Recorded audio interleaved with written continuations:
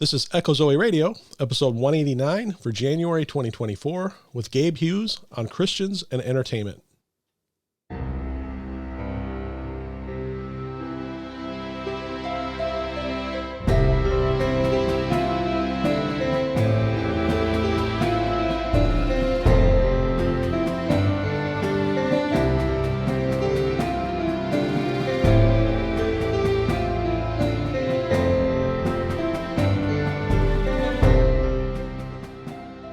Welcome to Echo Zoe Radio, the podcast outreach of Echo Zoe Ministries, where you'll hear about important topics affecting the church today. Our primary goal is to explore a variety of issues while remaining faithful to God and His Word. Stay with us for the next hour as your host, Andy Olson, shares his conversation with this month's guest. Here's your host, Andy Olson. I'm Andy Olson. Thanks for listening to Echo Zoe Radio. Gabe Hughes is pastor of Providence Reformed Baptist Church in Casa Grande, Arizona. He's also an author and creator of WWUTT, or When We Understand the Text, a ministry in which he creates YouTube videos, writes books, and has a daily podcast.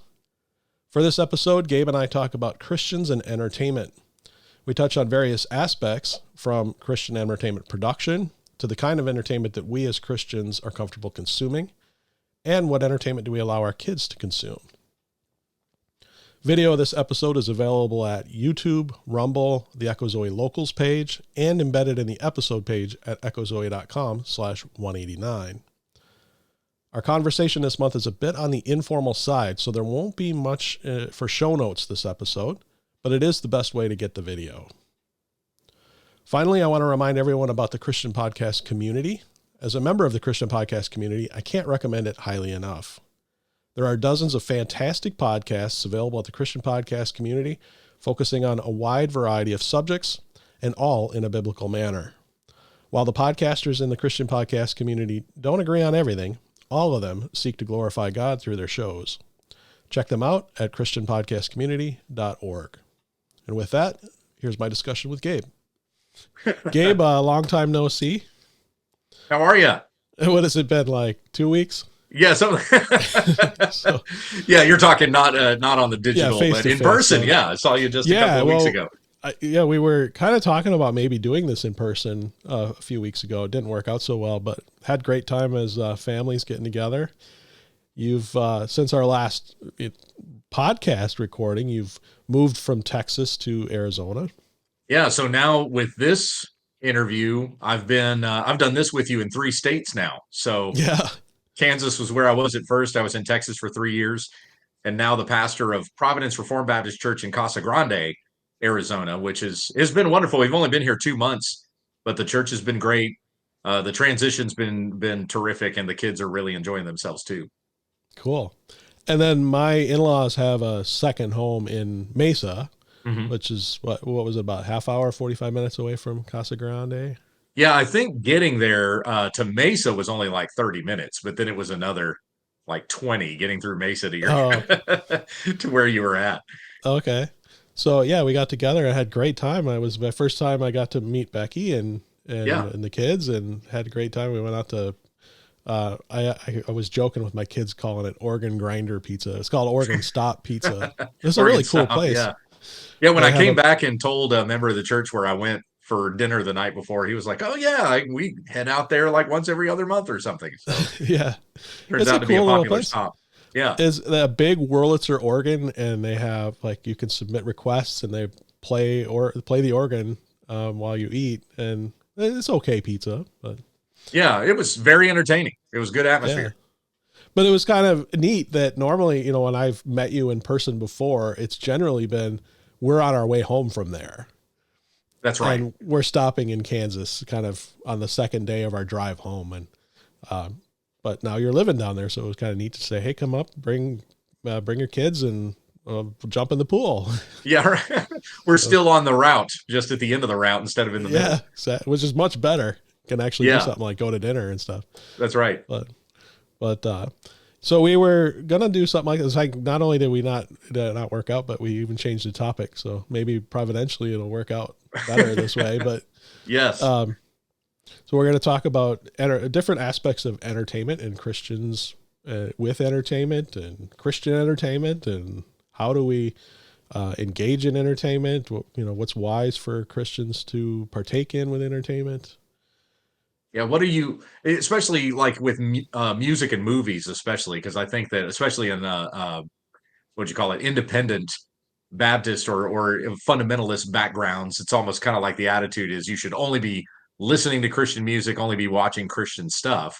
Mm-hmm. Was that what we should be doing as Christians? What's wise for us to watch and listen to? What is permissible? What's not? And I think that's a discussion that everybody needs to have. We've certainly had to have it as a family, talking with our Yep. kids about what's okay for them to watch and what not to watch. So this is in a very entertainment driven culture can be a wise conversation. Yeah.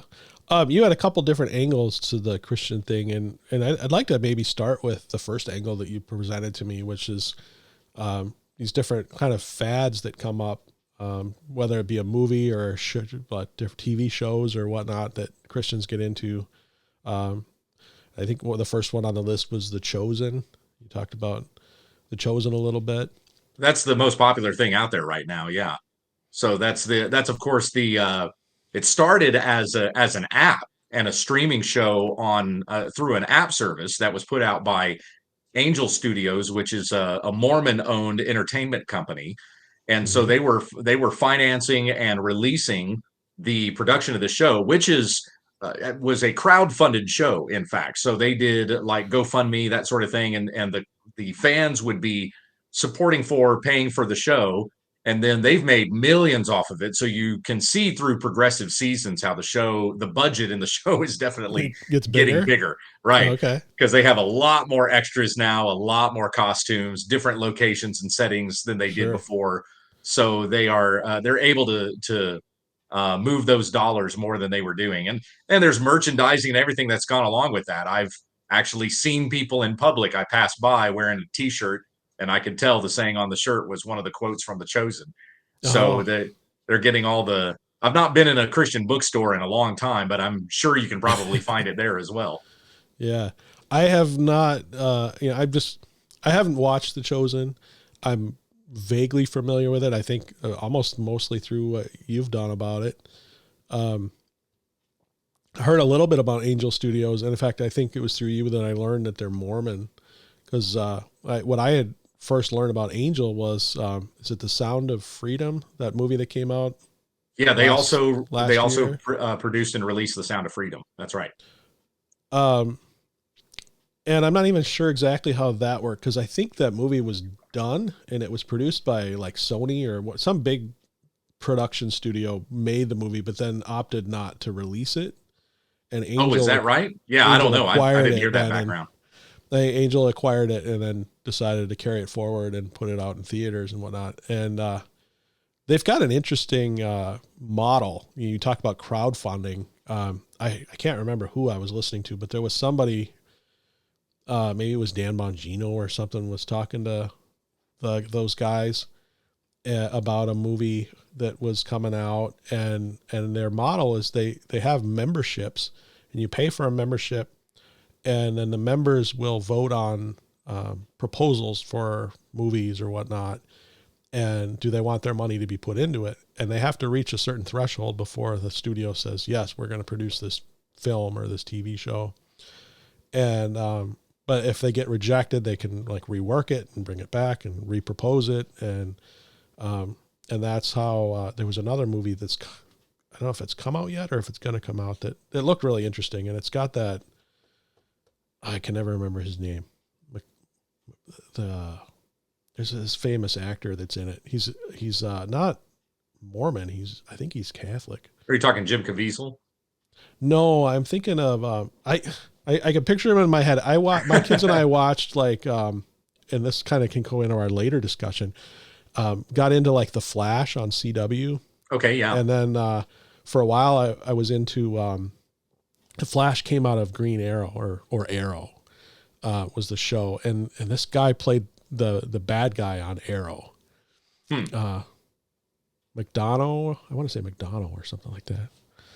But if you talk, I can look him up. But anyway, Well, as we're kind of talking about entertainment choices, I didn't even register with me your background, like literally your background. You've got a Death Star behind you there, and the AT-AT. There's the Yeah, warp core from Star Trek. My mother-in-law bought me the Death Star like one of the first Christmases after we were married. Lego, yeah, Yes. and then the AT-AT. The warp core, I made two of them. One went to James White, and one went to James White. Yep, I remember that. Still on. He uses that in his studio. And then the TARDIS there, Doctor Who. And I'm not actually into Doctor Who. I could never really get into it. I couldn't either. I'm with you. I have a 3D printer, and I saw this, and I thought, oh, that would look cool. And I'm sure if it ever shows up on a video, somebody would appreciate it. But yeah, I made this because I thought the TARDIS was cool, not because I watched the show. But I gotcha. Then the Back to the Future license plate you got under there. So I'm catching I'm catching the vibe. That's kind of why I decided I was really good. Normally, bonk. Sorry for your ears there, listeners. We're really professional. Yeah, exactly. So normally I sit with my back against that wall over there, and then the camera is over by these cabinets over here. So the camera's looking over there. And normally how I do this, and I had it set up that way tonight, and I had some time to kill before we came on, and I said, well, I'm going to maybe go the other way. I don't do it that often. And yes, serendipitous that we did, now that you brought it into the discussion. The movie was called The Shift, is coming out. Oh, I know which one you're talking about. I almost went to go see that because I kind of got in a mode at the end of 2023 where I was reviewing films. I had watched Journey to Bethlehem. I actually rented and watched The Prince of Egypt again because it was the 25th anniversary of the movie. Uh-huh. And The Shift was playing at a theater near to us. And in case there are people that don't know what this movie is, it's kind of a modern twist on the Book of Job, and even kind of brings in multiverse stuff that has been popular in the Marvel films lately and things like that. So there's this character who is called the Benefactor, and I think that's the actor that you're referring to. Yeah, I'm just trying to look him up on IMDb here. I couldn't remember his name either. McDonough sounds right. I know he is Catholic. The guy you're thinking of is Catholic. That is his background. He is. He has come on and talked about his strong faith, and so I had to look it up because I thought, well, this sounds kind of cool. I always like hearing some popular figure maybe has saving faith, but I'm always skeptical. Is it like Kanye and recently and stuff? And now when you came down, I showed you this tweet I saw where Hulk Hogan got baptized. Yes. I'm a little curious about that. I'm always skeptical. Okay, is it saving faith, or is he caught up with a cult, or is he caught up with my instinct, my gut with Hulk Hogan was, I bet he's in a Word Faith church, but who knows? Yeah, well, I don't know. I mean, because in the past he has proclaimed faith in Christ. He was interviewed with Ed Young Jr. at Fellowship Church in Dallas, in the Dallas area. So he's had faith-based professions and things like that before. I saw that he got baptized, and great. I don't have any reason to have to stand up and go, no, this isn't legit. I hope that it is, but it's one of those things where over time I'm going to see if this was really a real thing, rather than because of social media and everything, we're so quick to pass judgment. Feel like we got to get our voice out there and make some sort of judgment call on it, but it's not a reason to have to say anything about it right now. Yep. Neil McDonough is Neil McDonough. Yep, I remember that now. His name, but yeah, like I said, I think of him because he was, I want to say Damien Dark on Arrow, the big bad guy. Okay. What's funny about that show, Arrow, I remember seeing previews for it, and it did not register with me that it was Green Arrow. I was a comic book kid, grew up reading comic books. Green Arrow wasn't one of them, but I would read like Justice League. And when I saw it, I was like, well, that's kind of funny. Kind of looks like Green Arrow. It was. And I think it wasn't until the second season that I realized, oh, that show is about Green Arrow. So. And I didn't get into it until probably fourth or fifth season. It'd been out for a while. People were raving about how great it was. Of course, then, what was his? I'm bad with names. If you ever picked up on that. Me too. Don't worry about that. Frank Turk. Used to be on Twitter a lot. I Yes, actually right. I did know a who you're talking about. podcast Yeah. with him. I remember he was into Arrow too, but then all of a sudden, like, stopped. And it's like, yeah, I just got tired of people beating up women all the time because Oh, a lot yeah. of the characters were women and they were in there fighting just as much. Then you And have it to got fight, to be, right? yeah, it got to be like men beating up women a lot. And I thought, well, that's kind of I thought I kind of enjoyed the show, but that's a sour way to look at it. Yeah, sure. Well, the guy that played Arrow in that show just this last year. So at the end of 2023, Becky and I did the top 40 Christian events of the year, or Mm-hmm. Christian events, Christian news stories. Some of those big stories that kind of came out of Christendom that had a large evangelical response, that sort of thing. One of the stories that I came across, I did not use it. It wasn't one of the bigger stories of the year, but the guy that used to play Arrow, who's now Reacher on the Amazon show Reacher, Oh, which it's I've the not same watched guy. this. I've not watched this show. This is not a promotion Okay. or a recommendation for I the haven't show. watched it So, either, but I just saw something else where somebody who does watch it was like, yeah, I'm watching this. It's a good show. I yeah, can't say that he's somebody whose recommendation I take right.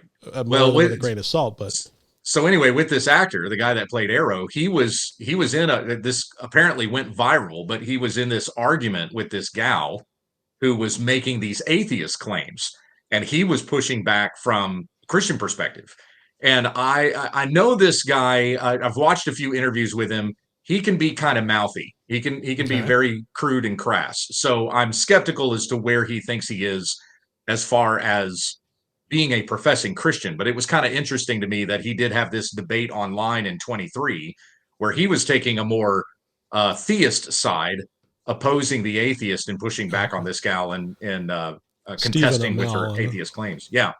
Oh, that's his name? Stephen Amell is played Oliver Queen, who's Gotcha. Arrow. Okay. Yeah. I just as long as I got IMDb looked up or up, I'd look it up. I've got that app too. So Well, it's just a website on my phone. yeah, right. But So we're kind of talking, these things are so common in the cultural discourse. Here we're just yeah. having an exchange on things. You've got, different icons from different sci-fi things that you've enjoyed in the past. There's a reason why I don't collect that stuff. I used to. I used to Mm-hmm. collect comic books even, and like I said before, I was a comic book reader when I was a kid. When I moved from Texas to here to Arizona, I gave away the last of my comic books. I had a friend Okay. who was bigger, was real big into comics as well, and I thought, I want these to go to somebody who would appreciate them. And so Mm-hmm. I gave them to him. Some people were telling me I kind of put it out on social media, and I had asked some friends, what should I do with these comic books? Should I just toss them, or do you think I should give them away? And some people were saying, why don't you give them to your son? There are books in there I did not want my kids to read. And Yeah. I bought them because they had value. So, like I said, used to be a collector, expected that those books would accumulate or increase in value. There's some Yeah. graphic novels and stuff that I kept. I didn't throw everything away entirely, but the certain comic books, I had the entire line of that comic book, and yeah, it was just the sort of a thing where I don't know that this would be good for my 12-year-old to read. So that was one Yeah. of those decisions as a parent I'm making with regards to the entertainment that I think is okay for my kids and what's not okay. So had passed that on to somebody else, and with my own children, I do screen what it is they watch and what they listen to. I think as a parent, you should. I Mm-hmm. think it would be unwise not to know what your kids are watching and what you're getting into. So there's some level of that we're constantly involved in, whether we love movies or comic books or read novels or whatever else. Some people do, some don't. I have a friend who he doesn't read novels at all. Everything he reads is nonfiction, and so Yeah. there's a lot of different tastes behind a person's entertainment choices, and so much variety and so much subjectivity that I largely try to avoid the subject. But I Yeah. think that, and I have some, past reasons why I tend to not want to talk about it at all. But I Sure. think it's because of my children and the things that they're interested in and growing into. And I like talking about those things with my kids, that it's becoming more regular for me to be outspoken about some of our entertainment choices than I used to be. Yeah. I feel like I kind of derailed some of what we were leading to, but we talked about The Chosen briefly a little bit. I think I derailed when we went into Angel Studios, but That's right. I'd like to get back on task and talk about you've done some great stuff with When We Understand the Text on The Chosen, but then you also mentioned Prince of Egypt, Mm-hmm. and there was another one. Journey to Bethlehem. Journey to Bethlehem. Sorry, I haven't heard of it. I think it'd be good to just talk about that side of things, like the production side. So let's talk, like the entertainment that we call Christian entertainment first. Yeah. And then we get into like, okay, now when it comes to all the rest of entertainment, what's wise and then for when us you to... mentioned those, I said, well, I think the last like popular one that I was familiar with was Left Behind. And we're talking like the Kirk Cameron Left Behind, not the Right. Nicolas Cage Left Behind, or now you just told me Kevin Sorbo Left Behind. Yeah, that's right. But So he old just did school one. Left Behind. Right. Yeah, he just did one. So there was a Left Behind movie that came out in January of 23, so just a year ago. Okay. It only made like $2 million at the box office or something like that, but it starred Kevin Sorbo in that leading role. So they're still doing Left Behind movies. Yeah. Somebody's watching them. Yeah. But I mean, what's your take on that as far as like the quality of entertainment that Christianity is putting out, that these Christian studios? Well, obviously I think it's become so much easier to produce things than, sorry, I had something fall off my wall over here. Like I said, we're very professional here. It's definitely easier. My first thought is like, we got two schlubs with podcasts. Yeah, right. Exactly. Yeah. Look at us. We got cameras and microphones and we're just chatting about entertainment here. Yep. So, it's easier to produce things. It's easier to be a content creator, especially with YouTube. If you've got a YouTube channel and you're posting videos on that channel, you're automatically a content creator. And I heard somebody talk about this with regards to Twitter and X as well, Twitter/X, whatever you call it now. Twix, I think is the name. What's that? Twix. That's right. We'll it's just kind call of a mix of Twitter and. Anytime you make a post, you've instantly made content that you've now put out online, and that's what makes Twix different than a service like Instagram or Facebook. When you post content there, it's not even searchable on Google. So you can't search somebody's Facebook on Google, but you can search somebody's, Twitter X account through Google. And same with YouTube. So, and YouTube's just cranking out just ridiculous levels of entertainment. And the options that you have are practically limitless. And my son has gotten into watching video game clips that people will make. Not of the stuff where they've got the headset on and you're hearing them talk about it. It's not that, because they can tend to be mouthy. So I don't we don't let our kids watch those videos. But just they'll just be playing a video game and they will record what they're playing and then add captions to it, and it's often pretty hilarious.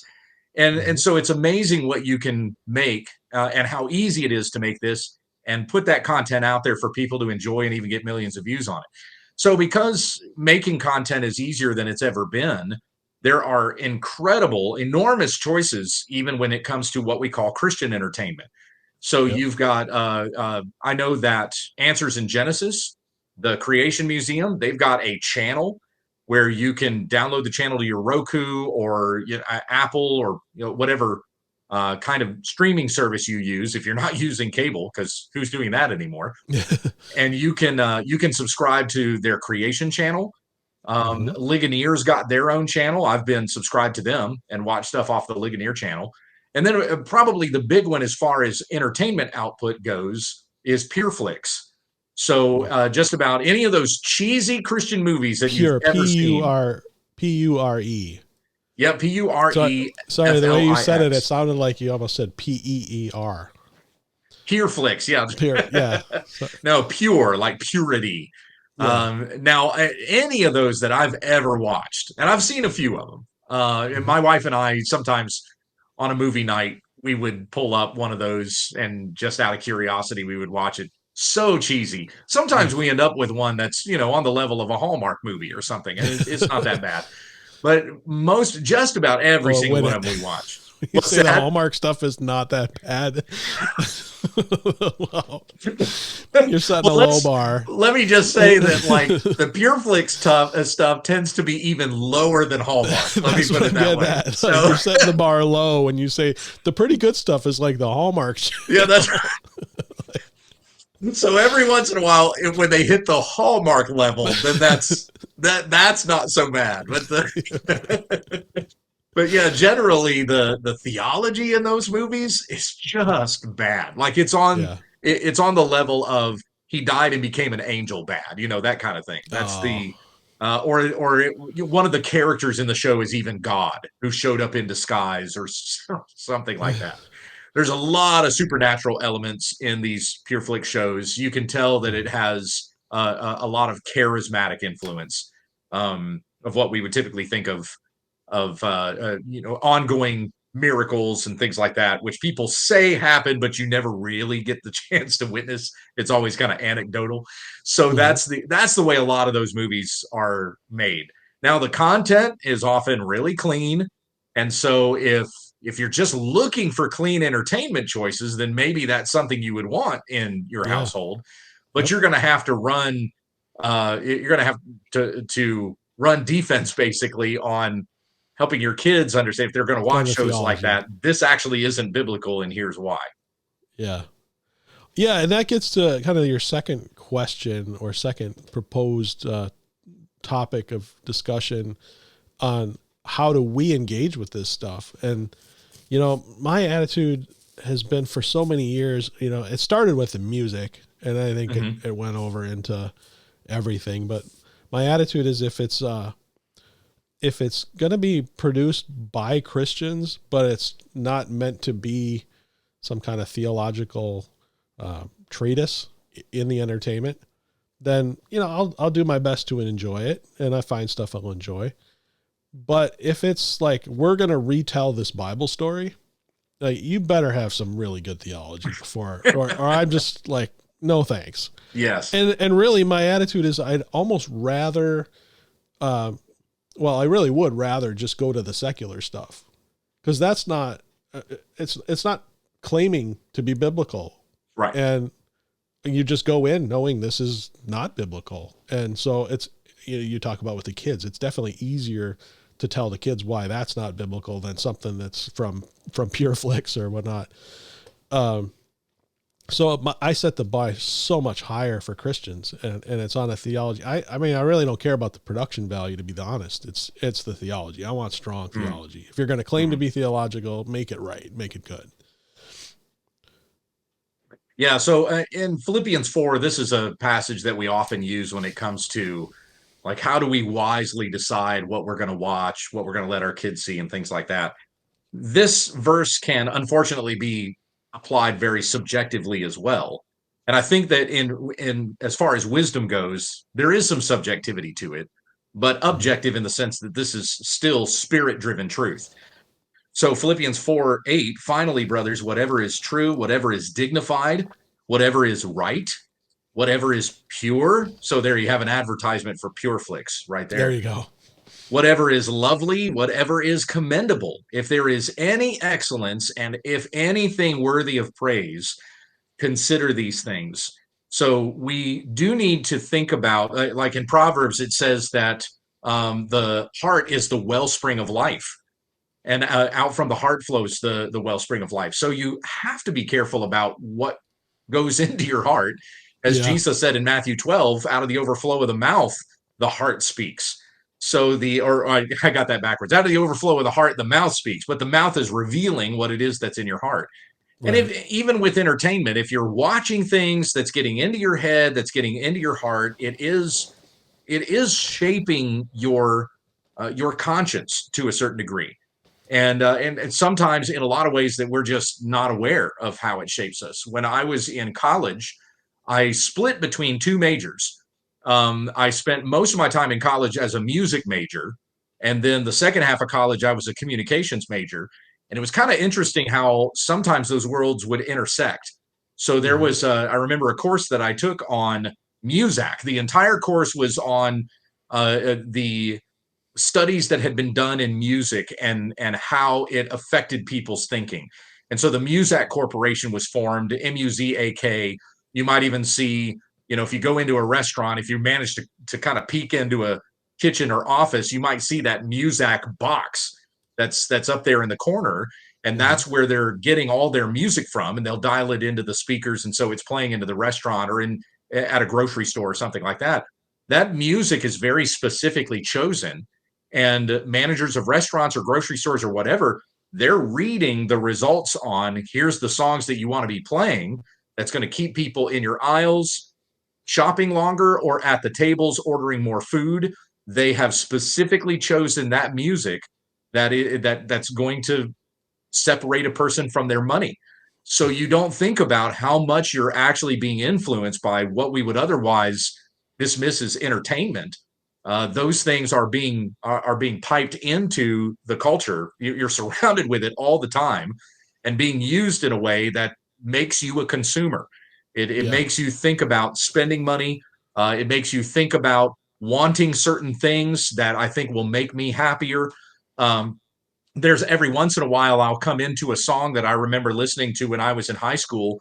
And I mean, surely anybody can relate to this, but you get those feelings of nostalgia. You get the flashbacks. I remember hanging out with this friend when we were listening to this song one time. And sometimes I have not liked where hearing that song has brought my brain back to, because it was probably a time in my life I should not be revisiting. And it's incredible the way that God has wired our brains to remember those kinds of things, and how much music can play a part in all of that. Since, of course, we're told in Scripture that when we gather as the church, we're supposed to sing. We're supposed to encourage one another in songs and hymns and spiritual songs, making melody in our hearts to God. That's in Ephesians 5 and in Colossians 3. So God had intended that we would be a musical people. We have an entire book of the Bible that's dedicated to songs. But the enemy also, who's referred to in Ephesians 2 as the prince of the power of the air, also knows how to use those things to manipulate you, adjust your thinking, infect your heart. And so these are reasons why we have to be careful. We do need to be wise with what we're letting get into our heads. And there's all the scientific research in the world to show us, doesn't matter that you think you can tune it out. It is having an effect. Yeah. But and I think most of us are aware of at least some of that. I guess that Muzak stuff, I'm not surprised. I don't think I've ever heard that before. I'm not surprised.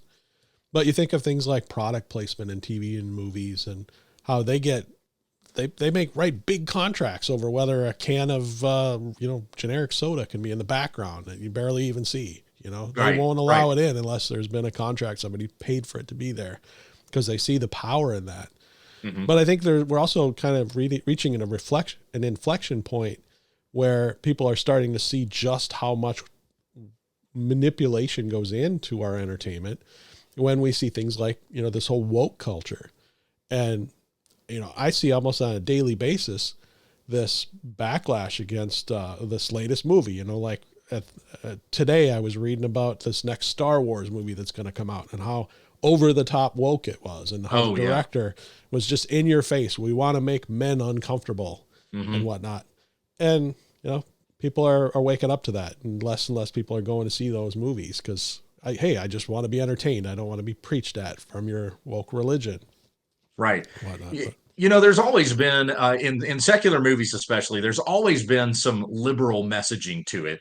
Sometimes it's kind of interesting to evaluate it from a Christian worldview. Sometimes those Christian themes get in there, whether or not they intended that to happen. I'll give you kind of an example of that. So in the X-Men franchise that was created by Bryan Singer, he directed the first two X-Men films, and then there was another guy that got brought on to do X-Men 3, but then it didn't do as well, so they brought Bryan Singer back to do a couple of the X-Men movies. Well, Bryan Singer is openly homosexual. He's kind of been shamed in the culture since then because of pedophilia and some other pedophilia accusations, I think it was. And so he's he's not as notable a name as he used to be, but at one point he was kind of the prize director when it came to making especially comic book films, because he also did one of the Superman movies. But he was trying to push messaging with the X-Men films, and he was trying to push like fitting the homosexual agenda into X-Men. You can kind of pick it up every once in a while. There'll be a certain line of dialogue that you'll go, yeah, I've heard the homosexual agenda say something like that. But the funny thing about all of that, the way that I think that messaging, he's trying to put the messaging into X-Men, but the way that I think that it backfires is that he actually demonstrates that homosexuality is really, really dangerous for the culture, because some of those mutants were really, really bad, and they could take over the world and even had aspirations of destroying everything. And it was always kind of like, when you know that there was some slight undertones of the homosexual agenda in those X-Men movies, you're kind of watching this going, yeah, you guys are trying to take over and destroy everything. Like, you're outright telling us that's that's what you're trying to do. I don't think that was his intention, because he was trying through the good mutants to say we should all be able to get along and be tolerant of one another. But he inadvertently communicated that no, the agenda is actually to destroy everything. And so there's always been in these secular movies, there's always been kind of undertones of the messaging, but it's not in your face. And like, you would have to know something about Bryan Singer to see that was some of his underlying motivation in making the X-Men films. But with the stuff that's out there now, the message is the forefront. We're all about the message first, and we're going to use these Star Wars characters to tell it. And that's what wokeness has done, and it's destroying everything. I mean, and it just kind of seems like nobody's learning their lesson. Movies are tanking. Hollywood just went through the worst year it has ever had in 2023. Just about every film but like two, I think it was, that was over $200 million in their budget, every one of them flopped, except two films, and it was Oppenheimer and the Barbie movie. I think that was the only two. So every one of them even was a bust. I heard plenty about that just said, no, I'm not interested. Yeah, right. Both of them. They were, Barbie is actually the highest grossing film for Warner Brothers ever. Like, it even has outdone all their Batman movies, which is, wow. I never saw the movie. I was kind of with Justin Peters. I'd rather remove my own spleen than watch Barbie. So I never saw it myself. But yeah, with everything that's being produced now, audiences are getting fed up. Even ones that are probably sympathetic to the message. They're just like, I don't want to go to a movie to be preached at. I want to go to a movie to be entertained. But they're using these things now as vehicles to push the woke message. That's you hit the nail on the head there. Well, it's interesting, and you go back and talk about X-Men, because it's been a long time since I've seen those. In fact, I think I have the DVDs of most of those movies. I don't remember picking up on that in that. So, but back then you needed to watch something like a director's commentary where he would come out and say, well, this is what my thinking was. And I didn't watch a lot of director's commentaries or interviews or whatnot. Yeah. And now it's just so in your face that, like, we don't want you to feel clever because you picked up on it. We just want to tell you this is what we were after. And that's what turns people off. It's like, well, if you're telling me before I even go to the movie how much you're going to preach at me, I'm not going to go to your movie. Right. Yeah. I mean, we're consumers. When you watch a show or you go to a film or something like that, you're paying to watch it. And so it's kind of funny whenever I'll get preachy about kind of these kinds of things, whenever I'll start talking about, you shouldn't be watching this, you shouldn't be investing your money into that and stuff. And people will really get upset. Who are you to question my entertainment choices or whatever? But this isn't just a waste of your time. It's even a waste of your money.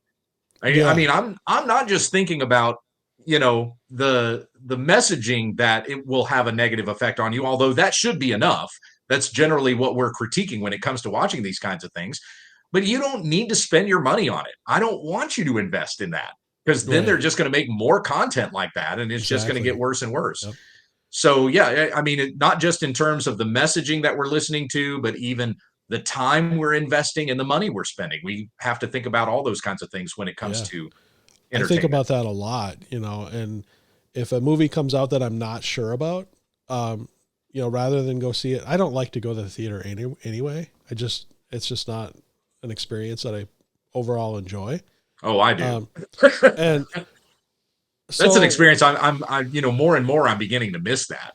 Being able to okay. take my kids to movies, which are just so expensive, but the movies are also so bad that, Well, about 4 years ago, I built this back in 17, 18, this studio I'm in, the yeah. office I'm in. But about 4 years ago, I built a theater, in the other room over there. And so we've got a 120-inch projection in there. Oh, yeah. There And you go. it just happened to be done coincidentally. I finished it in March of 2020. So right as everything was like, you're going to stay home for 2 weeks and,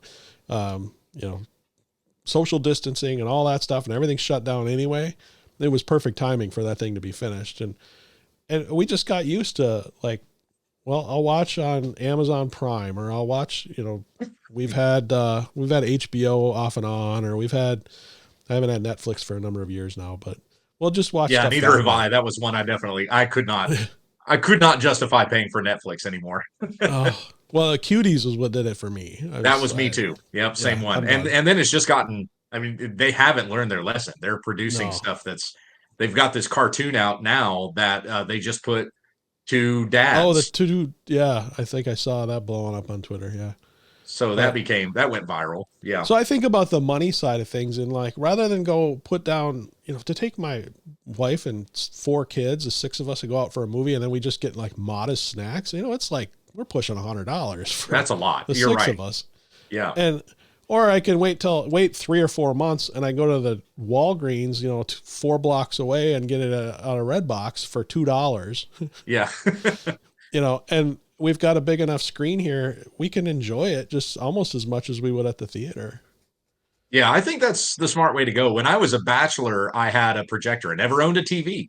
I had a projector and was watching movies on a 6-foot screen. And my my friends would come over and it was one of those bright enough projectors. I didn't even have to have a screen. I just needed a white wall behind it, and it Yeah, was like cool. watching a movie. And Yeah. it that was great. But like I said, that's the kind of spectacle that I enjoy. My Mm-hmm. wife and I, even when we were dating, we wouldn't go out to watch rom-coms. Even she wanted to go watch the big action movies. You go to a big theater to watch a big loud movie. Yeah. Well, that definitely, there are an occasional movie that, as much as I'm not a theater person anymore, you just got to go to the theater while it's there. Yeah. It's Which, by just the like way, very it, few of them these days for me that I got to see it there.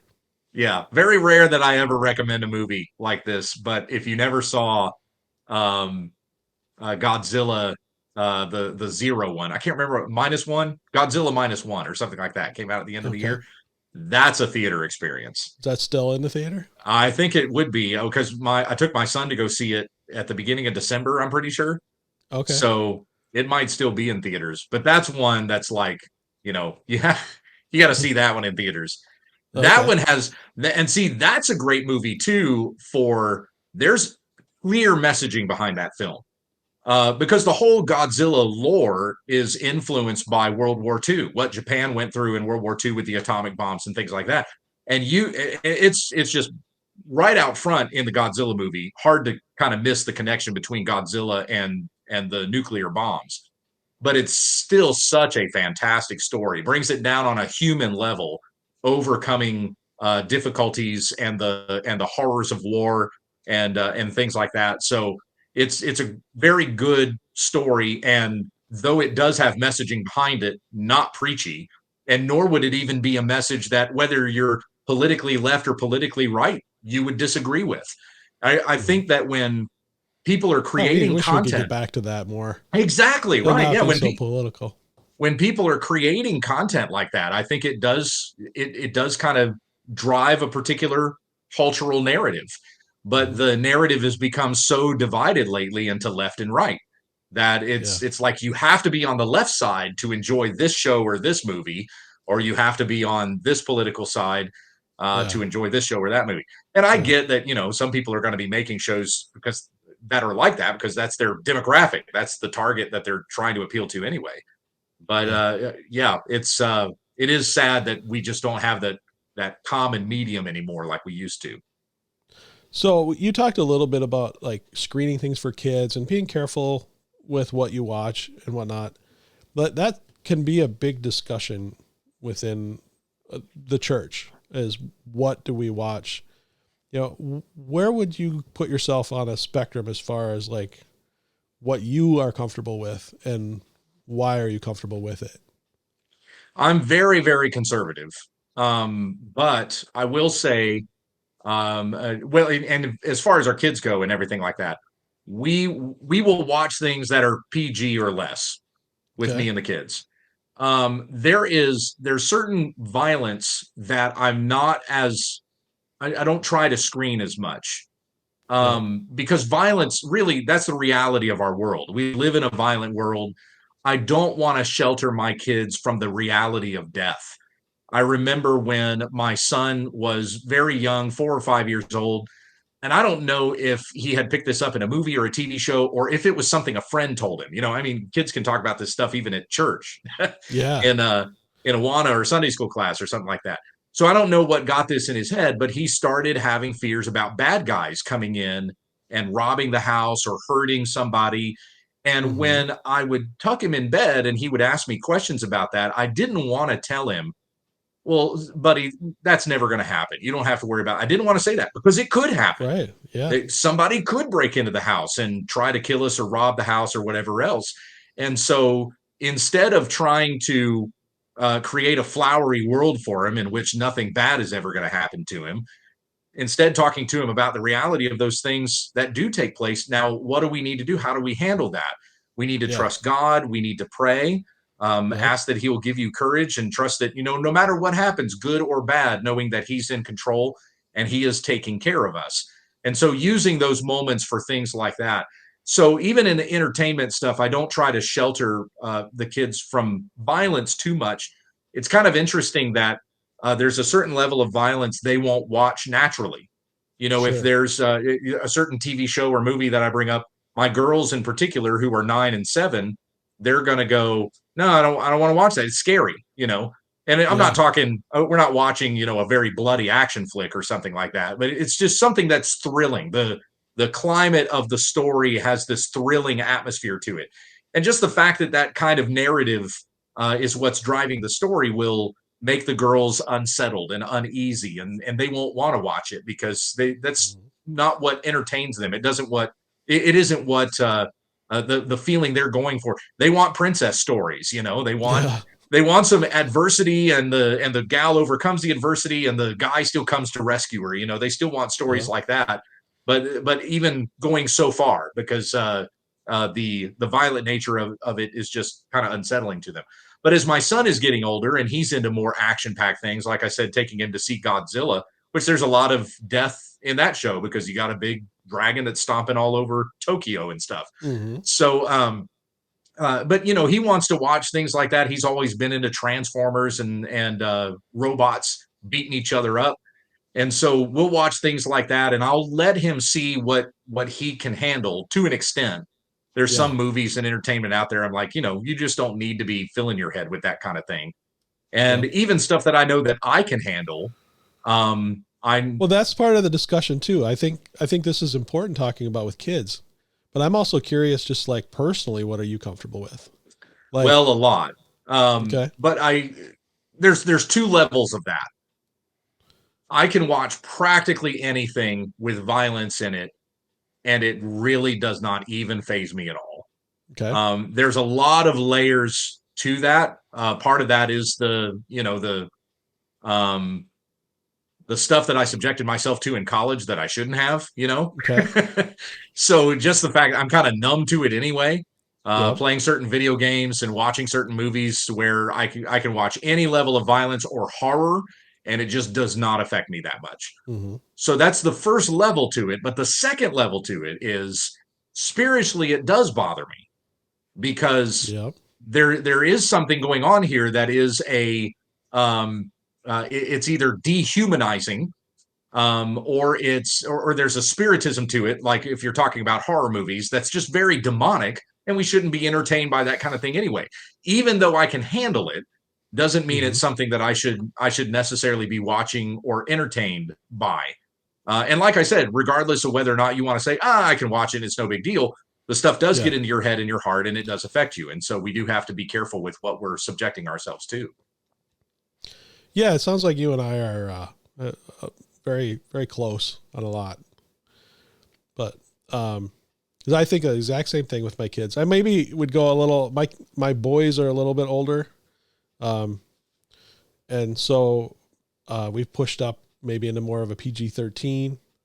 You know, even my 16-year-old son kind of pulls back if he sees it's rated R. Okay, we're not going to watch that if it's rated R. Yeah, and really our biggest concern with R tends to be like nudity would be a big thing.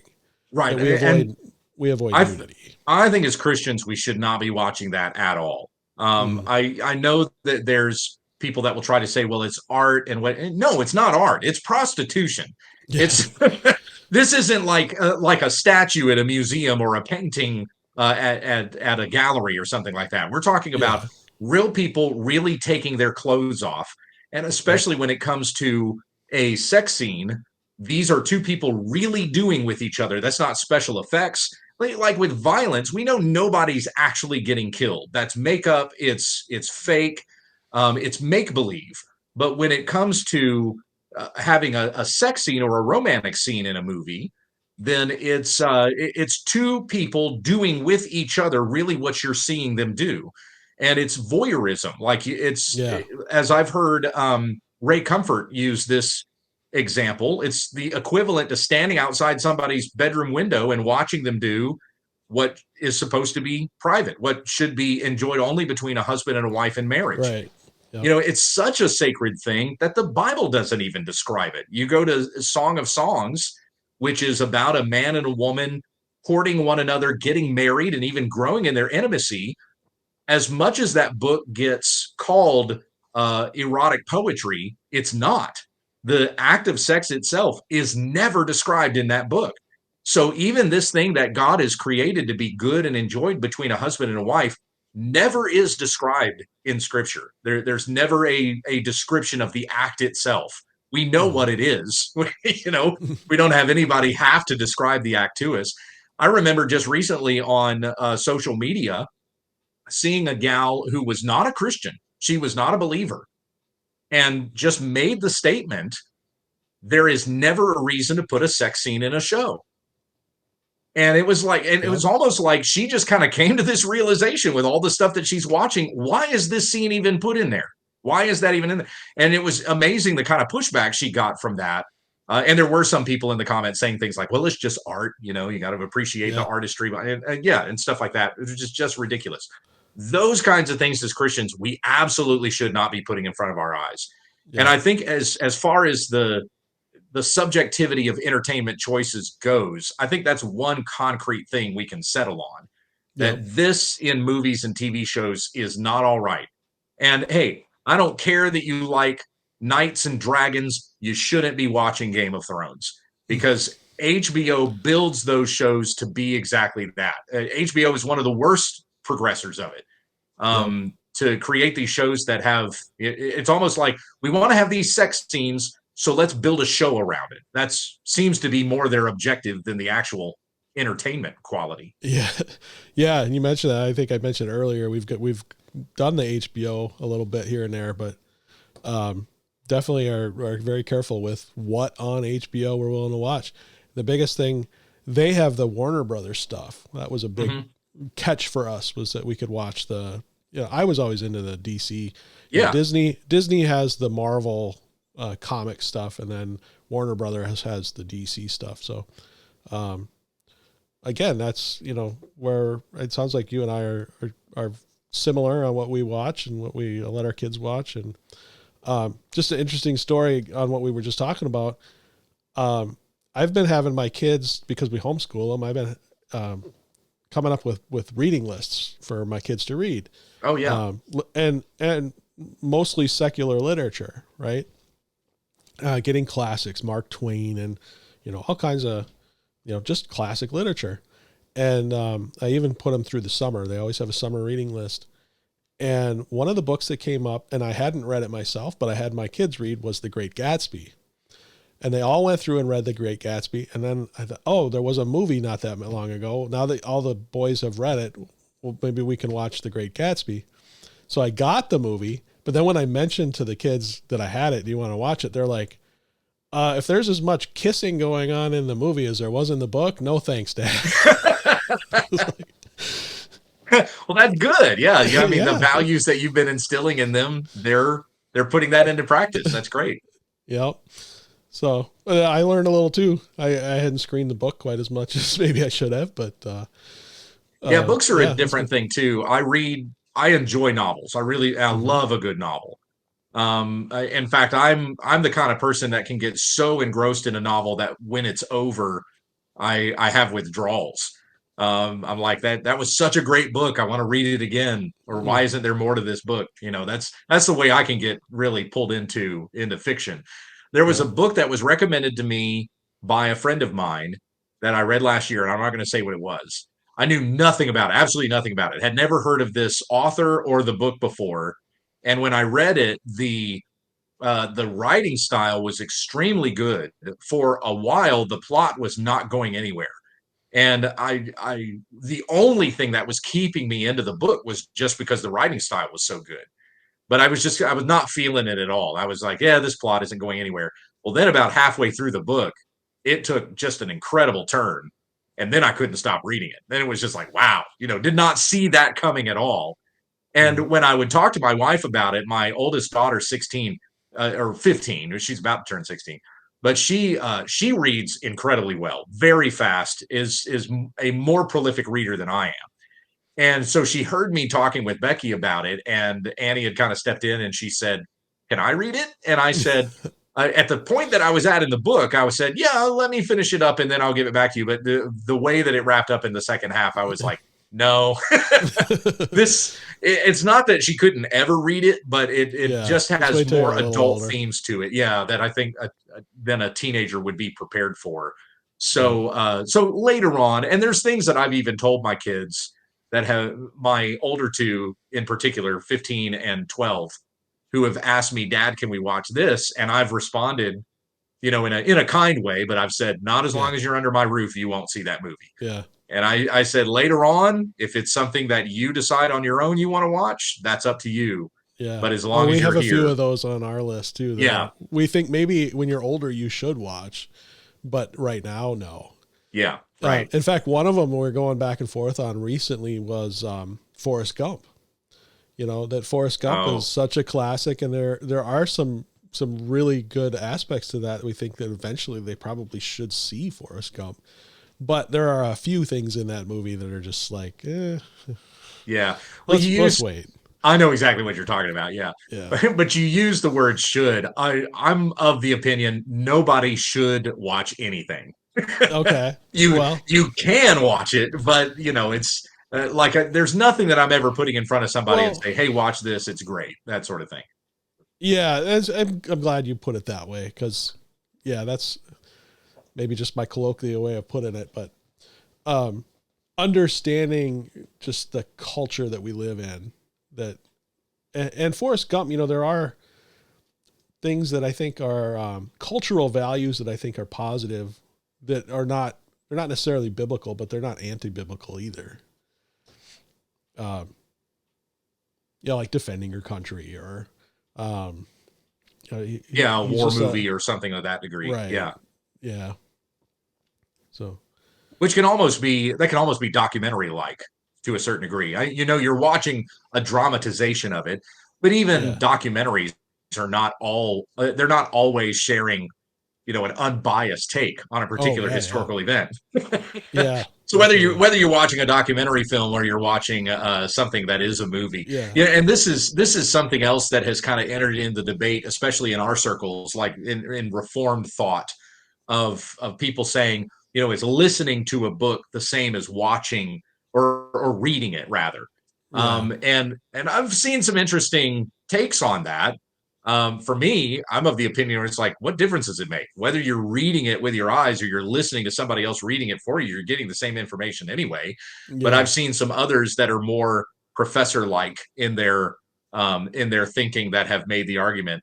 No, you need to be reading it and, going through the process of digesting it. There's a different Yeah. process in your brain that's There happening. is a different process. My mind wanders. My mind will wander either way.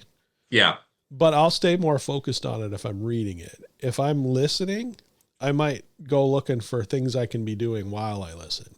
Even if it's just Exactly. Yeah. cleaning off the counters in here and, picking up the room a little bit. But it might not be much, but it's going to take my attention away at least a little tiny bit. Yeah. Yeah, with a novel, I don't enjoy listening to it because I almost feel like the person who's reading it to me is inserting, their just with their tone and their inflection and the way that they'll read certain phrases. There's too much of the reader behind it that I don't want there. So when it comes to reading a novel, I like it better if I can just read it. But sometimes with nonfiction, like reading Puritan books or something like that, yeah, if I'm going to be driving in the car, I'd rather just pull something up and I'll have somebody read it to me. That's great. Yeah. It's like listening to a sermon. Yeah. Yeah, it can be. And in our busy lives, sometimes, it's a good way to consume more stuff. And so that's a good way to prioritize stuff. The stuff that you really want to be focused on, like your novels, sit down and read. And for stuff that you can ingest one way or another, audios are a great way to go. Yeah. But in everything we do, I mean, it's like Paul saying in 1 Corinthians 10:31, whether you eat or drink or whatever you do it all to the glory of God.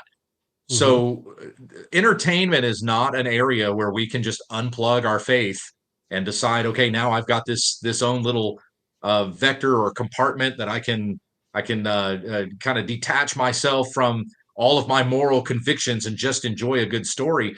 That's wrong. That is compartmentalizing Christ when Christ is supposed to be everything. And so even when it comes to the entertainment that we watch, we have to be mindful of, am I doing this even to the glory of God? And so it's common for me to talk with my kids about what it is that they've been watching and what does scripture say about that? Like if you had a friend that had gone through what you had just watched in this movie, how would you encourage them with scripture, or how might you pray about it, or something like that? So those things become good conversation. We have indications from scripture that, Paul probably had read the poets, because he quotes Epimenides twice when he's at the Areopagus in Acts 17, and then to Titus in Titus 1 is a quote from Epimenides there as well.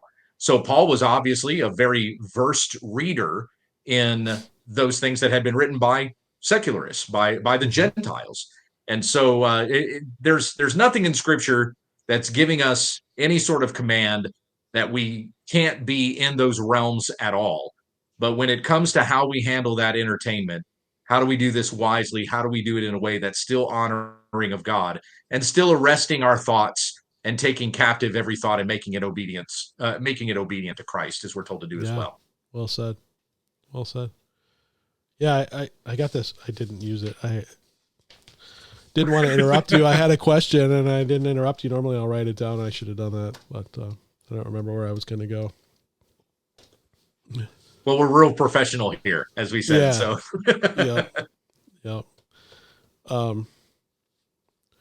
yeah. No, I guess. We were talking about before we started, we talked a little bit about.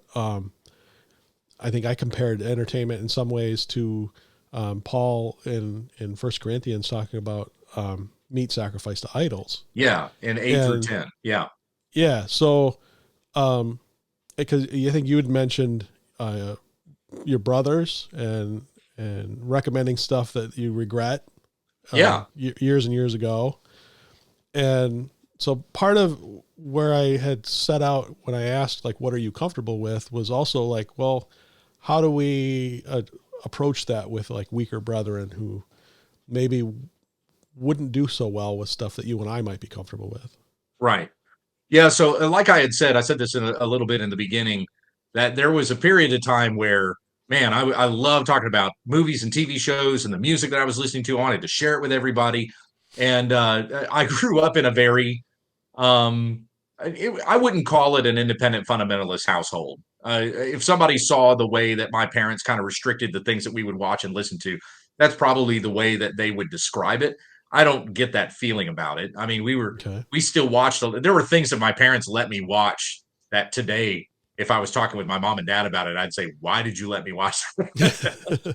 So, but music especially, we could only listen to Christian music. I grew up in a Christian radio home. I worked at a Christian radio station, and I really appreciate that. I love that I grew up in that kind of environment. And so even when my kids were listening to, Michael Jackson in the 90s, and I would ask my dad if I could record one of those songs off the radio or something, and he would tell me no.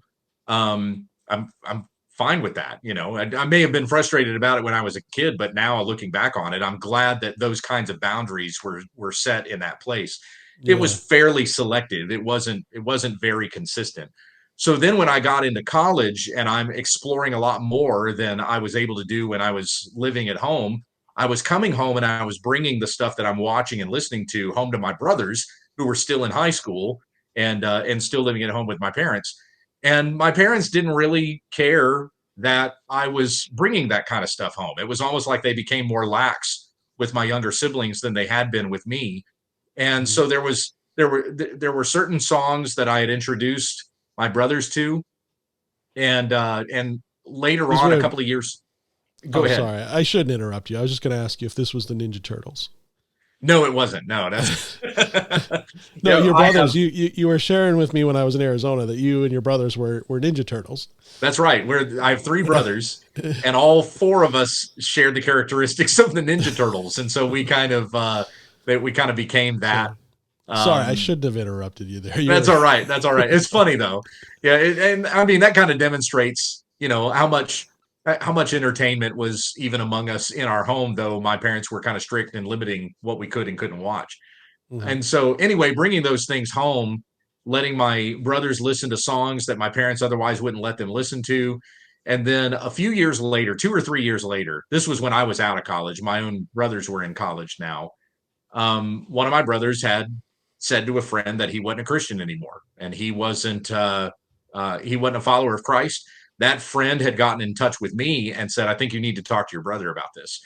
And so we had a conversation about it one night. And one of the things he told me when I asked him, "Why don't you believe anymore?"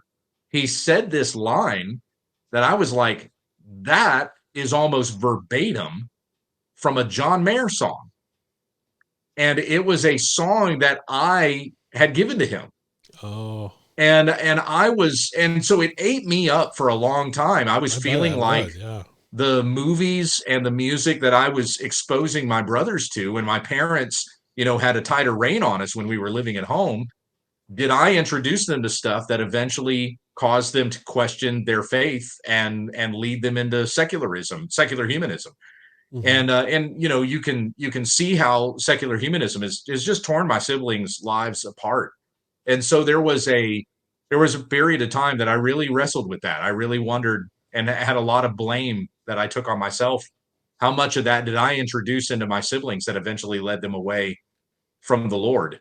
And so, yeah, for a long Was that time then, permanent then, or with your uh, brother? oh yeah, he's still not a believer. Um, Okay. and it's a very, well, I'll put it this way, it's more of a deist kind of a Okay. faith, I think is what he has. But which is common even among my siblings.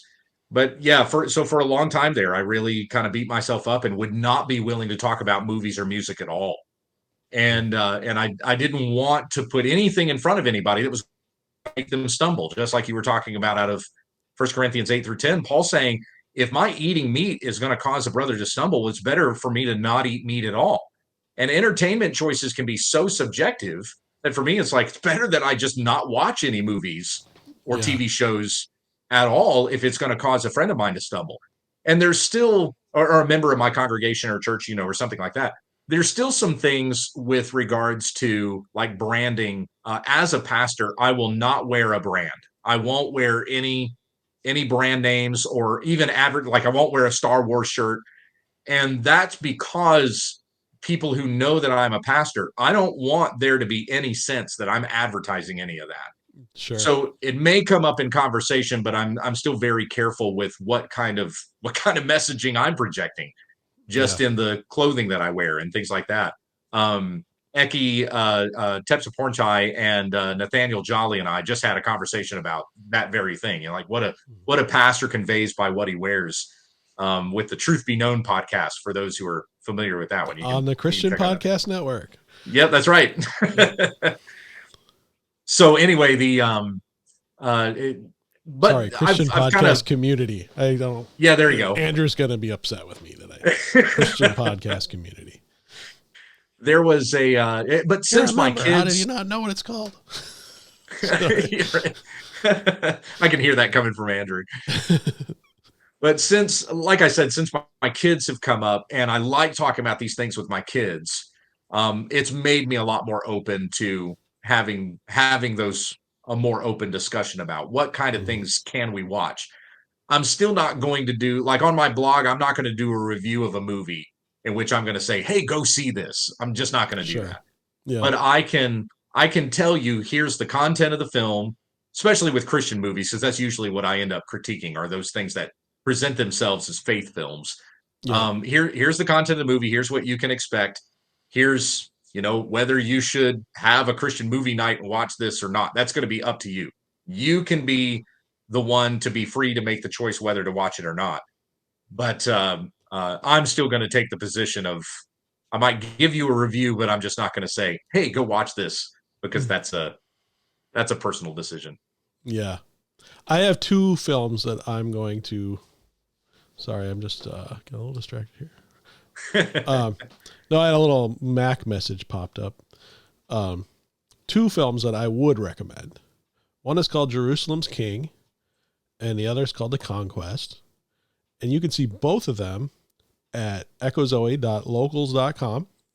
And they're behind the paywall, but oh yeah, if you just sign up, there's 3 pinned comments, and one of them is a promo code you can use to get behind the paywall for free, and the other 2 are the films. So you just look for the 3 pinned comments at echozoe.locals.com. So, gotcha. Yeah. One of those you sent to me when I was still living in Kansas, and I never got around to watching it. You remember that? Probably would have been the Jerusalem's King. It was the first one. It must have been. Okay. Yeah. But, no, generally I just, I totally agree. I'm kind of like our Twitter circle, if I see a movie, I might say, hey, I enjoyed this or whatever. I'm not going to say, you got to go see it, but,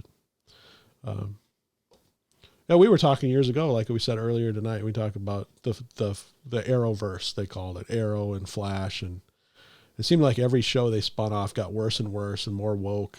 It did. I'm not surprised. I used to watch. Inject it was injecting homosexuality for a while, and then it got to Batgirl, who wasn't her character lesbian? Like the character was a lesbian, yeah. So it was like it wasn't even that they had to tweak it much, but that one flopped. I don't think it lasted very long. I never watched that.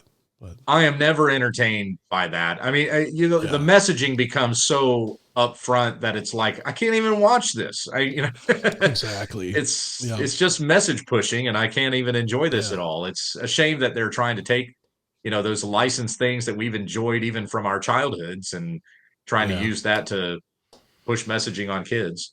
But yeah, I'm kind of embarrassed to admit this, but I used to watch Smallville. And I was in college when Smallville came out. I never saw that one. I saw a lot of people liked it. Yeah, it debuted in 2001.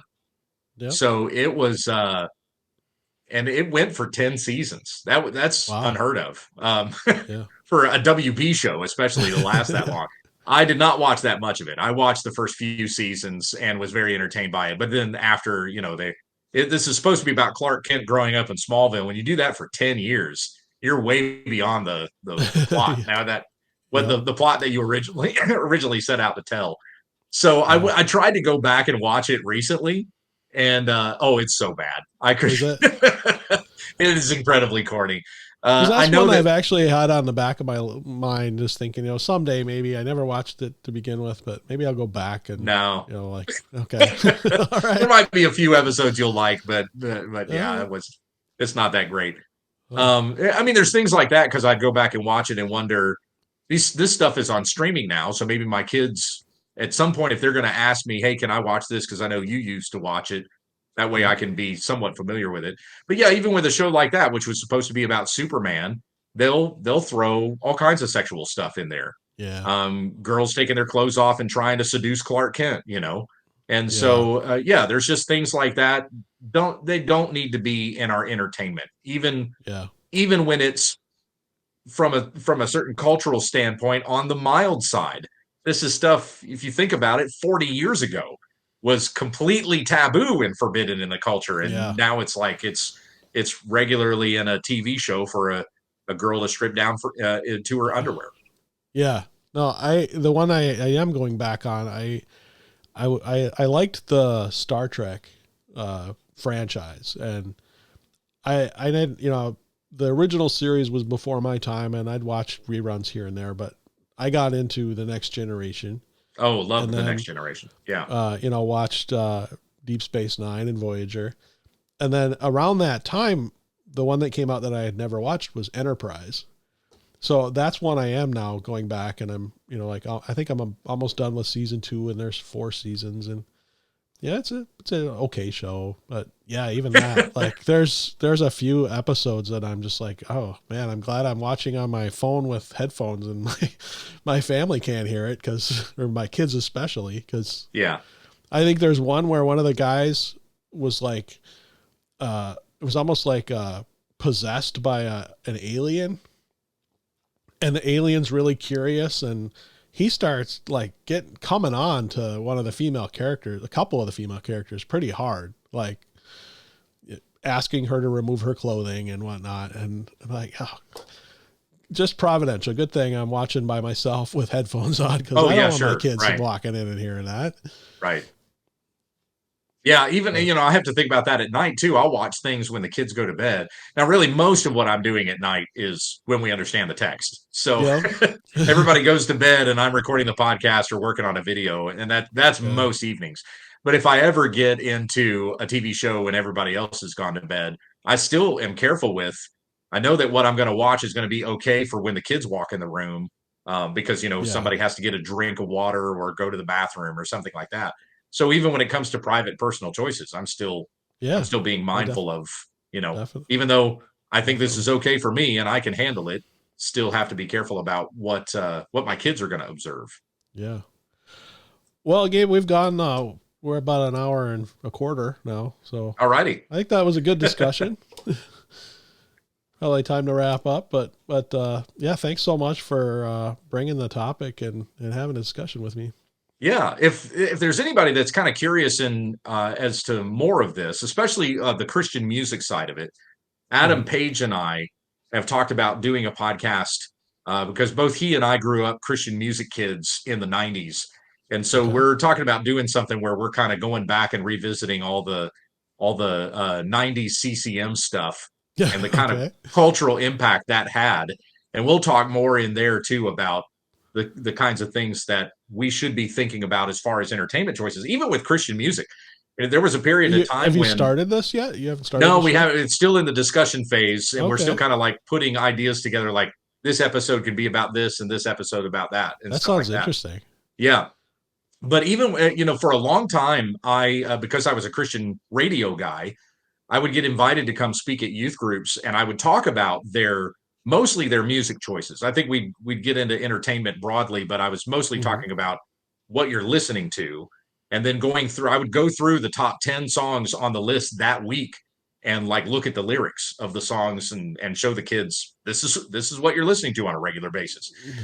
But there was a period of time when I was doing that talk, when I would recommend, hey, instead of listening to this guy, listen to this one instead. But there came a point where, because I had been behind the scenes in the Christian music world and I knew some of the stuff that went on in that most people don't see, I couldn't even recommend the Christian music stuff anymore. And so really the approach then became, I'm not here to give you an alternative. I'm just here to tell you, here's what Scripture says, and here's what you need to be careful of with regards to what you're letting in your mind and letting feed you. who's giving you messages? Is it coming from the Lord, or is it coming from the prince of the power of the air? And so that became the approach to the talk after that. I wasn't trying to do an alternative, because you can see now that, I mean, even bands like Jars of Clay and DC Talk have become pro LGBTQ. That used to be such icons in the history of Christian music. Yeah. Yeah, I look forward to that show if you guys put that together. It sounds like something I'd listen to. Oh, great. If we ever come up with a name for it, a time when we're going to release it, I'll let you know. Sounds good. So, well, thanks, Gabe. It's great to have you back, and looking forward to the next one. All right. God bless you, brother. We'll talk to you later. Echo Zoe Radio is an outreach of Echo Zoe Ministries. If you are blessed by the show, please consider offering your support. There are many things you can do to help, including prayer, sharing the show with others, and your financial support. Echo Zoe Ministries is a registered nonprofit organization with 501c3 tax-exempt status, and your donations are tax-deductible. For more information about how you can support Echo Zoe Ministries, please visit echozoe.com/support. That wraps up episode 189. Thanks for listening to Echo Zoe Radio. For show notes, visit echozoe.com/189. Please also check out the Christian podcast community. There's an ever-growing list of fantastic shows focusing on all sorts of topics, and you'll find them all at christianpodcastcommunity.org. Lord willing, we'll be back next month with the February episode of Echo Zoe Radio.